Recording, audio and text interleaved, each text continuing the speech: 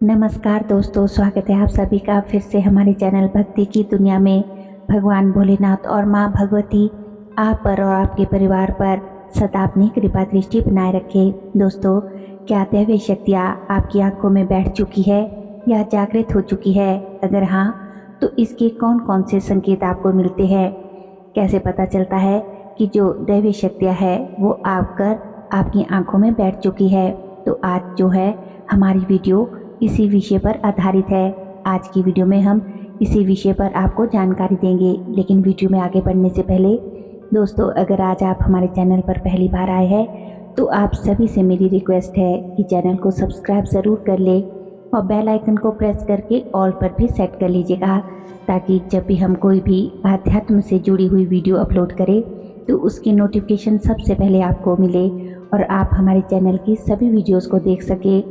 Video बहुत ही महत्वपूर्ण होने जा रही है दोस्तों, इसलिए वीडियो को अंत तक ज़रूर देखिएगा और बिना स्किप किए हुए। अगर आप वीडियो को स्किप करके देखते हैं तो आपको जानकारी भी आधी अधूरी ही मिलेगी। वीडियो पसंद आए तो अपने दोस्तों और रिश्तेदारों के साथ और आध्यात्म से जुड़े हुए सभी लोगों के साथ ज़्यादा से ज़्यादा शेयर करें। तो दोस्तों, वीडियो बहुत ही महत्वपूर्ण और रोचक होने जा रही है, इसलिए वीडियो को अंत तक ज़रूर हमारे साथ देखिएगा। तो चलिए वीडियो में देरी ना करते हुए आगे बढ़ते हैं। दोस्तों, परमात्मा की भक्ति से इंसान कुछ भी प्राप्त कर सकता है। भक्ति से साधक की आंखों में भी दिव्यता आ जाती है। साधक के आराध्य की ऊर्जा उसकी आंखों में जागृत हो जाती है। आइए इसे एक उदाहरण से बहुत अच्छे से समझते हैं।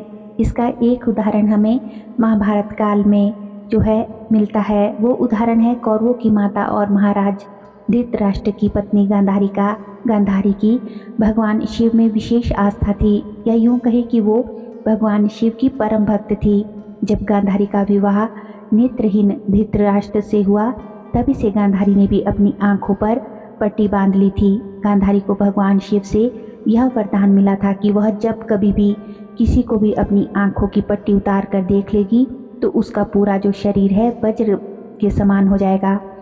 और इसी वरदान के चलते गांधारी ने पुत्र मोह में आकर अपने अधर्मी पुत्र दुर्योधन की रक्षा हेतु महाभारत युद्ध के दौरान उसे निवस्त्र अवस्था में देखने के लिए अपनी पट्टी उतार दी थी। लेकिन भगवान की कृपा की लीला ऐसी थी कि उन्होंने दुर्योधन को माता और तरुण पुत्र की मर्यादा को बताते हुए उसे अपनी कमर पर केले का पत्ता लपेटने को कहा था, जिसके चलते वह गांधारी ने अपने नेत्रों से पट्टी खोलकर दुर्योधन को देख लिया तो उसकी दिव्य दृष्टि जांघ पर नहीं पड़ सकी और दुर्योधन की जो जांघ है वो वज्र के समान नहीं बन सकी।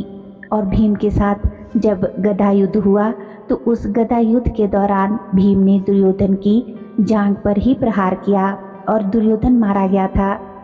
ये पूरी कथा शायद आप जानते ही होंगे। इसके अलावा आंखों की शक्ति का एक और उदाहरण हमारे पुराणों में भी मिलता है। ये उदाहरण है ऋषि दुर्वासा जी की। दोस्तों, ऋषि दुर्वासा भगवान शिव के अंश थे और वे बहुत क्रोधी स्वभाव के थे। उनका विवाह कंदली नाम की एक ऋषि कन्या के साथ हुआ था। वैसे तो कंदली गुणवान थी, परंतु उस पे एक अवगुण था। वह अवगुण था कि वह बहुत कलहकारिणी थी, मतलब कि वह बहुत झगड़ा करती थी, कलह करती थी। ऋषि दुर्वासा के उग्र स्वभाव को जानकर कंदली के पिता ने दुर्वासा जी से यह अनुरोध किया था कि जाने अनजाने में अगर कंदली से कोई अपराध हो जाए तो उसे क्षमा कर देना। तब ऋषि दुर्वासा ने कंदली के पिता को यानी अपने ससुर को यह वचन दिया था कि वह कंदली के 100 अपराध क्षमा कर देंगे, लेकिन उसके बाद नहीं। फिर ऋषि दुर्वासा और कंदली की जो है शादी हो गई, विवाह हो गया। शादी के बाद कंदली बात बात पर ऋषि दुर्वासा से कलह करती थी, लेकिन दुर्वासा ऋषि जी ने कंदली के 100 से अधिक जो गलतियां माफ़ की थी। लेकिन एक दिन क्या हुआ कि ऋषि दुर्वासा का क्रोध बहुत अधिक बढ़ गया और तब उन्होंने अपनी ही पत्नी कंदली को अपने नेत्र ज्योति की भयंकर अग्नि से भस्म कर दिया। तो यह हुआ दूसरा उदाहरण कि जब शक्तियाँ आपकी आंखों में प्रवेश करती है, आंखों में बैठ जाती है, तो इस प्रकार की जो है घटनाएं घटित हो जाती है जो हमारे पुराणों में बताई गई है। दोस्तों, जब एक साधक एक भक्त भक्ति में स्वयं को समर्पित करता है तब उसकी आंखों में भी शक्ति जागृत होती है तथा यह शक्ति साधक की अनेक प्रकार से सहायता भी करती है। और जब ऐसा होता है तब साधक को ये 6 प्रमुख संकेत अवश्य मिलते हैं। आइए अब एक एक करके इन सभी संकेतों को जान लेते हैं। पहला संकेत है दोस्तों कि साधक की आंखों में दिव्यता तेज आ जाता है। साधक जब सालों तक निष्ठापूर्वक भक्ति आराधना साधना करता है, पूजा सेवा करता है, तब उसके अपने आराध्य के तत्व जो है जागृत होने लगते हैं। उसकी नज़रें इतनी प्रभावशाली हो जाती है कि जो भी व्यक्ति उस साधक की आंखों में देख ले वह उस साधक के प्रभाव में आ जाता है। अगर कोई व्यक्ति साधक की नज़रों से नज़रें मिलाता है तो उसे ऐसा लगता है कि साधक की नज़रें शरीर से आर पार हो रही है। इसका अनुभव करना है तो आप किसी सिद्ध साधु संत की आंखों में देखिए, आपको उनकी आंखों का तेज जो है स्वयं नज़र आ जाएगा। अगर आपने किसी शैव अघोरी नागा साधु से आंखें मिलाई होगी तो आप ये जानते होंगे कि कितना तेज होता है उनकी आंखों में कितनी दिव्यता होती है। और ये इसीलिए होता है क्योंकि जो शक्तियाँ है वो उनकी आंखों में बैठ चुकी होती है। आइए अब बात करते हैं दूसरे संकेत के बारे में। दूसरा संकेत है कि जब साधक भक्ति करते करते आध्यात्मिक रूप से परिपक्व बन जाता है तब उसकी आंखें अत्यंत प्रभावशाली बन जाती है। अगर कोई व्यक्ति बहुत ज़्यादा क्रोध में है और साधक के सामने आ जाता है तो वह क्रोधित व्यक्ति तुरंत ही शांत हो जाता है। इसके अलावा दोस्तों, अगर कोई झूठ बोलने वाला झूठा व्यक्ति, झूठा बर्ताव करने वाला व्यक्ति किसी साधक की प्रभावशाली आंखों में देखेगा तो उसकी जीभ जो है तुरंत ही लड़खड़ाने लगेगी। उस झूठे व्यक्ति का जो झूठ है तुरंत ही पकड़ा जाएगा। कई बार ऐसा भी होता है कि कोई व्यक्ति कोई काम करने के लिए या किसी भी चीज़ के लिए मना कर देता है, लेकिन जब वह व्यक्ति साधक की प्रभावशाली आंखों में देखता है तो उस व्यक्ति की ना जो है वो हाँ में बदल जाती है। तो ये उसकी आंखों की शक्ति का ही प्रभाव होता है। तो इस प्रकार से घटनाएं होती है। तीसरा संकेत है दोस्तों कि पशु पक्षी या अन्य जीवों पर प्रभाव कर पाना। इसका एक उदाहरण है महाराष्ट्र की संत जो है मुक्ताबाई। कहा जाता है कि संत जो मुक्ताबाई अपने भाइयों के साथ एक गांव से गुजर रही थी, तभी अचानक एक गुस्सैल जो है बैल वहां पर आ जाता है और गांव वालों को मारने लगता है, उठाकर पटकने लगता है। और जब वह बैल संत मुक्ताबाई के सामने आता है तब मुक्ताबाई की आंखों में देखते ही वह बैल एकदम शांत हो जाता है। वह गुस्सैल स्वभाव का बैल अपना गुस्सैल स्वभाव हमेशा के लिए छोड़ देता है और उसके बाद से वो बैल हमेशा के लिए शांत हो गया। दोस्तों, भारत में ऐसे ऐसे साधु संत हो चुके हैं जिन्होंने जंगली जानवरों जैसे हाथी, बाघ, सांप, कुत्ता इन जैसे प्राणियों को भी शांत किया है और अपने नियंत्रण में किया है। अगला चौथा संकेत है कि जब कोई सिद्ध साधक किसी ऐसे व्यक्ति पर नज़र डालता है जिस व्यक्ति को भूत प्रेत बाधा होती है या फिर किसी भी तरह की नकारात्मक शक्ति ने उसको जकड़ लिया होता है तो तुरंत ही उस ग्रसित व्यक्ति को सवारी आती है। उसके शरीर में जो भी नकारात्मक शक्ति है वह उस व्यक्ति पर आती है और उसके बाद वह व्यक्ति चिल्लाने लगता है, रोने लगता है, क्योंकि साधक की नज़रें उसे चुभने लगती है। इसका कारण है कि साधक की नज़रों में सकारात्मक ऊर्जा का तेज होता है जिसको कोई भी नकारात्मक शक्ति सहन नहीं कर पाती। अगला पांचवा संकेत की बात करते हैं कि पांचवा संकेत है कि सामने वाले किसी भी जीव जंतुओं के दिमाग को कंट्रोल कर पाना।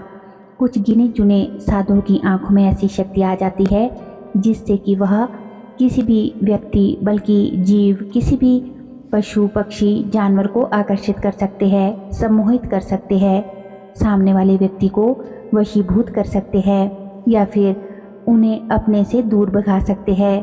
तो आप खुद सोचिए दोस्तों कि कितना प्रचंड तेज होगा इन जैसे साधुओं की आंखों में, जो कि दिव्य जो शक्ति है वो इन साधु संतों की आंखों में समाई रहती है, बैठ चुकी होती है, जिसकी वजह से इनके पास ये सिद्धि शक्तियाँ आ जाती है।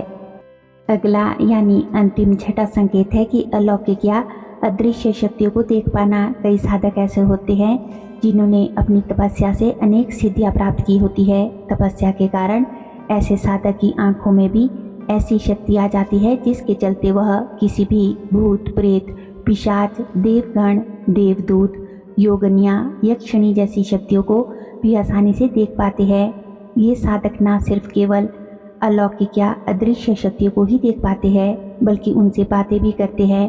कई बार आपने किसी साधु संत को अकेले में बड़बड़ाते हुए अवश्य देखा होगा, लेकिन असल में वे अकेले में बड़बड़ाते नहीं हैं, अपितु उनके आसपास कोई ना कोई अदृश्य शक्ति होती है जिसे कोई भी आम व्यक्ति नहीं देख पाता।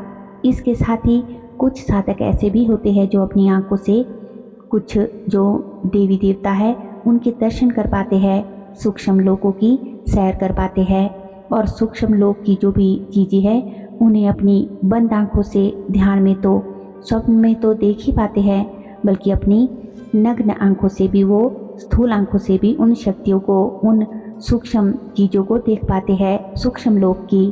कुछ साधकों को अदृश्य शक्तियाँ धुंधली धुंधली सी नजर आती है, तो कुछ साधकों को यह शक्तियाँ स्पष्ट रूप से नजर आती है। तो ये उनके तपोबल और उनकी जो भी साधना का स्तर कितना ऊंचा है उस पर निर्भर करता है। तो दोस्तों, अगर आपको भी ये 6 संकेत मिलते हैं या आपको इनमें से कोई भी संकेत अनुभव हुआ हो, तो समझ लेना कि आपकी आंखों में भी दिव्य शक्तियाँ जागृत हो चुकी है। दिव्य शक्तियाँ आपकी आंखों में बैठ चुकी है और आपके जो आराध्य की आप पर कृपा हो चुकी है, उन्होंने ही आपको दिव्य जो दृष्टि प्रदान की है। तो दोस्तों, क्या आपको भी लगता है कि आपकी आंखों में भी आपके आराध्य की शक्ति जागृत हो चुकी है, या फिर आपके देवी देवताओं की शक्ति, उनकी दिव्यता आपकी आंखों में बैठ चुकी है? अगर कोई आपको ऐसा अनुभव हुआ हो तो हमें कमेंट बॉक्स में ज़रूर बताइएगा। उम्मीद करती हूँ कि आज की वीडियो की ये जानकारी जो है आपको अवश्य ही पसंद आई होगी। वीडियो अच्छी लगी हो तो वीडियो को लाइक करें, कमेंट करें और ज़्यादा से ज़्यादा अपने दोस्तों और रिश्तेदारों के साथ और आध्यात्म से जुड़े हुए लोगों के साथ शेयर ज़रूर करें।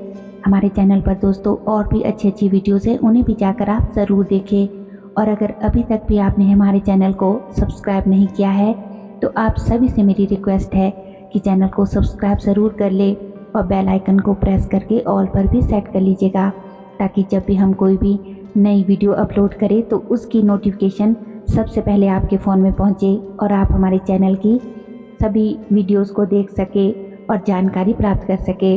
तो चलिए मिलते हैं एक और नई जानकारी के साथ नई वीडियो में। तब तक के लिए आप सभी अपना ख्याल रखिए, खुश रहिए और अपनी आध्यात्मिक यात्रा में आगे बढ़ते रहिए। धन्यवाद। जय श्री कृष्णा।